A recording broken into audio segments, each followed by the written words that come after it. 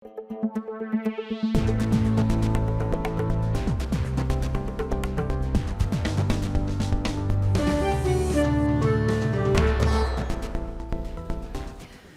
এখন জনপদে পুরো আয়োজন, আপনাদের সঙ্গে আছি আমি শম্পা বিশ্বাস। গণতান্ত্রিক সরকার গঠনের জন্য জাতীয় নির্বাচন আগে দিতে হবে বলে দাবি করেছেন বিএনপির সিনিয়র যুগ্ম মহাসচিব রুহুল কবির রিজভী। দুপুরে কুমিল্লার মেঘনা উপজেলা বিএনপির দ্বিবার্ষিক সম্মেলনে স্থানীয় সরকার নির্বাচন আগে করার বিষয়ে প্রশ্ন তুলে তিনি কথা বলেন। এ সময় রিজভী আরও বলেন, অন্তর্বর্তী সরকারের উচিত জাতীয় নির্বাচনের মাধ্যমে জনগণের ক্ষমতা জনগণের কাছে ফিরিয়ে দেয়া। এর আগে জাতীয় দলীয় পতাকা উত্তোলনের মধ্য দিয়ে সম্মেলনের উদ্বোধন করেন অতিথিরা। এ সময় দলের কেন্দ্রীয় ও স্থানীয় নেতাকর্মীরা উপস্থিত ছিলেন। এখানে স্থানীয় সরকার নির্বাচন আগে করার কারণটা কি আমি জানি। এই সরকারের উচিত সর্বাগ্রে জাতীয় সংসদ নির্বাচন দিয়ে গণতন্ত্রের যে যাত্রা, গণতন্ত্র এবং সংস্কার দুটোই তো চলমান প্রক্রিয়া। জনগণের যে দাবি যে অবাধ সুষ্ঠু নির্বাচনের জন্য আরো এই কাজ করা দরকার, আমাদের প্রশাসন পরিচালনা করার জন্য আরো এই সমস্ত সংস্কার করা দরকার, আমাদের পুলিশ সংস্কার করার জন্য আমাদের এই দায়িত্ব পালন করা দরকার। আগামী সংসদ নির্বাচনে ইসলামী দলগুলোর পক্ষে ভোট চাইলেন জামায়াতে ইসলামীর নায়েবে আমির অধ্যাপক মুজিবুর রহমান। দুপুরে ঝালকাঠিতে জামায়াতে ইসলামীর কর্মী সম্মেলনে এই আহ্বান জানান তিনি। প্রধান অতিথির বক্তব্যে তিনি বলেন, স্বাধীনতার পর থেকে যারা সরকার গঠন করেছে তারা কেউই দেশে শান্তি প্রতিষ্ঠা করতে পারেনি। আন্দোলন করে জালেমকে তাড়াতে পারলেও জুলুম দূর হয়নি। এই জুলুমকে তাড়াতে হলে দেশে ইসলামী রাষ্ট্র প্রতিষ্ঠা করতে হবে। আপনারা কি জাতীয় সংসদে ইসলামকে পোষাতে চান? এরকম জালসার কথাবার্তা বললে, সম্মেলন করলে কি হয়ে যাবে? জাতীয় সংসদে লোক পাঠাতে হবে যারা কোরআনের আইনের পক্ষে কাজ করবে। কথা ঠিক কিনা বলে? এজন্য বাংলাদেশে যারা যারা ইসলামের পক্ষে কাজ করতে চাই তাদেরকে আমরা ঐক্যবদ্ধ করতে চাই। আমরা ভোট কেন্দ্রে একটি ব্যালট বাক্স রাখতে চাই যাতে ইসলামের ভোট এক জায়গাতে পড়তে পারে। কথা ঠিক কিনা? আয়নাঘর সহ গুম করে রাখার জন্য সব জায়গা জাতির সামনে উন্মোচন করার দাবিতে বরিশালে মানববন্ধন অনুষ্ঠিত হয়েছে। বেলা 12:30টার দিকে নগরীর সদর রোডের অশ্বিনী কুমার হলের সামনে ভয়েত নামের একটি সংগঠনের ব্যাপারে এই কর্মসূচি পালিত হয়। স্বৈরাচারের শাসনামলে ভুক্তভোগীরা এ সময় 6 দফা দাবি জানান। অভিযোগ করেন, ফ্যাসিস্ট সরকারের আমলে বরিশাল বিভাগে অন্তত 50 জন গুম এবং মিথ্যা মামলায় আসামি হয়েছেন। এ সময় মানববন্ধন থেকে ভবিষ্যতে গুম ও রাষ্ট্রীয় নিপীড়ন বন্ধের জন্য সরকারকে কার্যকর পদক্ষেপ নেওয়ার আহ্বান জানানো হয়। একই সাথে যারা মিথ্যা মামলার শিকার তাদের মামলা দ্রুত নিষ্পত্তি করার দাবি জানান বক্তারা।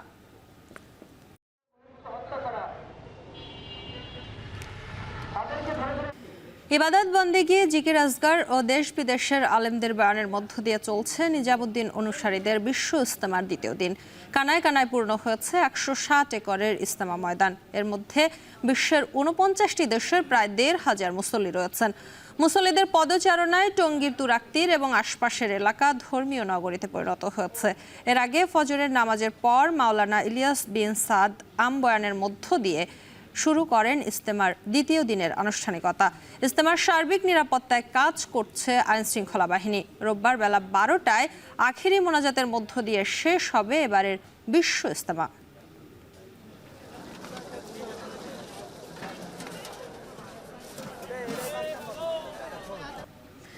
সাভারের আশুলিয়ায় গ্যাস সিলিন্ডার বিস্ফোরণে নারী ও শিশু সহ দগ্ধ হয়েছেন 11 জন। এদের মধ্যে অন্তত 5 জনের অবস্থা আশঙ্কাজনক। দগ্ধ ব্যক্তিদের জাতীয় বার্ন ইনস্টিটিউটে চিকিৎসা দেওয়া হচ্ছে। চিকিৎসক জানান 3 জনের অবস্থা আশঙ্কাজনক। স্বজনরা জানান, রাতে পিঠা বানানোর সময় হঠাৎ করে গ্যাস লিকেজ থেকে সিলিন্ডার বিস্ফোরণ হয়। রাতেই শিশু ও নারী সহ দগ্ধ 11 জনকে স্থানীয় হাসপাতালে নেওয়া হয়। অবস্থার অবনতি হলে পাঠানো হয় জাতীয় বার্ন ইনস্টিটিউটে। তবে সরকারি ছুটির কারণে চিকিৎসক এবং কাঙ্ক্ষিত সেবা না পাওয়ার অভিযোগ করেন স্বজনরা। এদিকে রোগীদের সর্বোচ্চ গুরুত্ব দিয়ে সেবা করা হচ্ছে বলে জানান চিকিৎসকরা। যে সবাই আমরা একসাথে খামু বা একটা অনুষ্ঠানের মতো করছে। ওই টাইমেই মানে চুলায় ডিস্টার্ব দিছে, ওরা গেছে গ্যাসের গন্ধ পাইয়া পরে যাই যে চুলারই করতে যাইয়াই বাস্ট হয়ে গেছে। ফ্লেম এবং স্টিম বার্ন একসাথে হয়েছে গ্যাস সিলিন্ডার বার্ন। প্রত্যেকটা পেশেন্টই খুবই নাজুক পরিস্থিতির মধ্যে আছে। তার মধ্যে 3 জন অত্যন্ত মারাত্মক কন্ডিশনে, যাদের আসলে নো হোপ আমরা বলতে পারি। আর আদার্স যে 5-6 জন তাদেরও শ্বাসনালী পুড়ে যাওয়ার কারণেই এই অনেক রিস্কের মধ্যে আছে। এই মুহূর্তে আমাদের পোস্টমর্টমে 6 জন রয়েছে, আইসিইউতে আমরা পেশেন্ট নিয়েছি, এইচডিইউতে আছে টোটাল 11 জন পেশেন্ট, আর একটা পেশেন্ট এই মুহূর্তে ওটিতে আমরা স্কারোটমি করছি। ফরিদপুরে বরযাত্রীবাহী বাস খাদে পড়ে একজন নিহত হয়েছেন, আহত হয়েছেন অন্তত 20 জন। শুক্রবার রাত 10টার দিকে ফরিদপুর বরিশাল মহাসড়কের নগরকান্দার ভাবুকদিয়া এলাকায় এই দুর্ঘটনা ঘটে। পরে খবর পেয়ে স্থানীয়দের সহায়তায় হতাহতদের উদ্ধার করে আশপাশের বিভিন্ন হাসপাতালে পাঠায় ফায়ার সার্ভিস ও পুলিশ। স্থানীয়রা জানান, বরিশাল থেকে ছেড়ে আসা রাজবাড়ীগামী বরযাত্রীবাহী বাসটি ভাবুকদিয়া এলাকায় পৌঁছালে নিয়ন্ত্রণ হারিয়ে রাস্তার পাশে খাদে পড়ে যায়। এতে এক নারীর মৃত্যু হয়।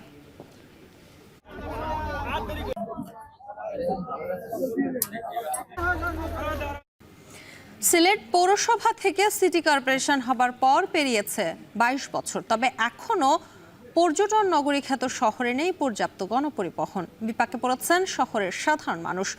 অনেক জনপ্রতিনিধি গণপরিবহন নিয়ে সিলেটবাসীর প্রত্যাশা পূরণের আশ্বাস দিলেও তা বাস্তবায়ন হয়নি। আর জানাচ্ছেন সন্দীপন শুভ।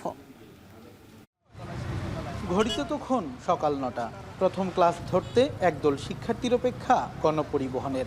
বাসের অপর্যাপ্ততায় তাদের একমাত্র ভরসা সিএনজি চালিত অটোরিকশা।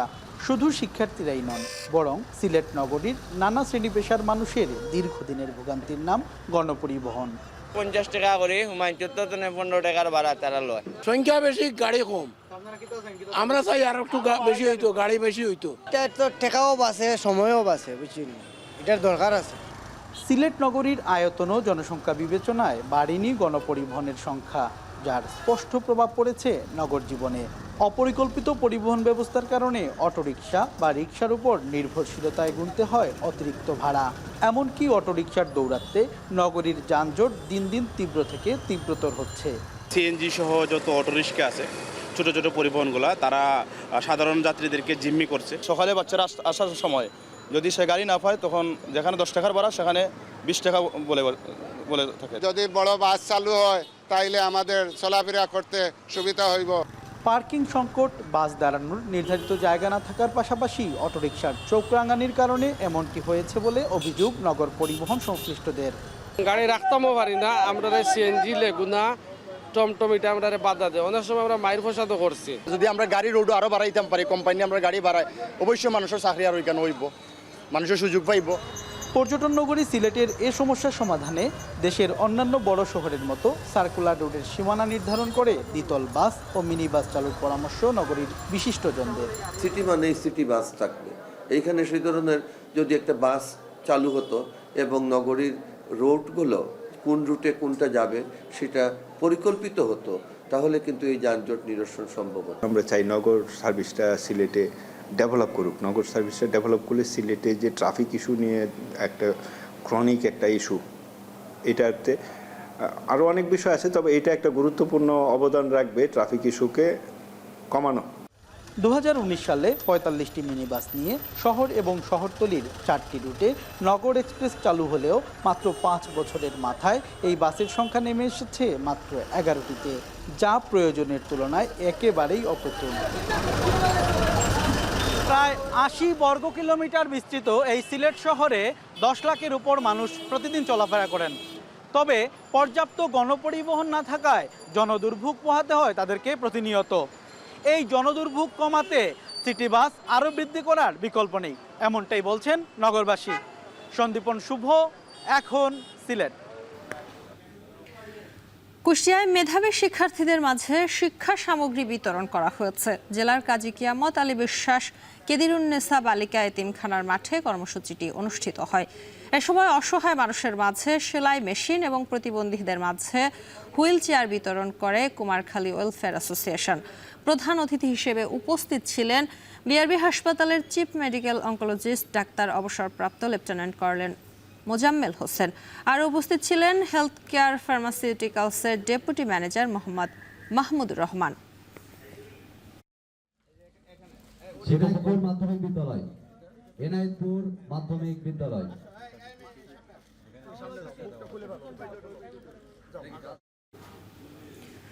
শরীয়তপুর ও মাদারীপুরের 24 যুবককে ইতালি পাঠানোর কথা বলে কোটি টাকা হাতিয়ে নেয়া দালাল চক্রের অন্যতম সদস্য রাশেদ খানকে কারাগারে পাঠিয়েছেন আদালত। দুপুরে শরীয়তপুরের সিনিয়র জুডিশিয়াল ম্যাজিস্ট্রেট আদালত এই নির্দেশ দেন।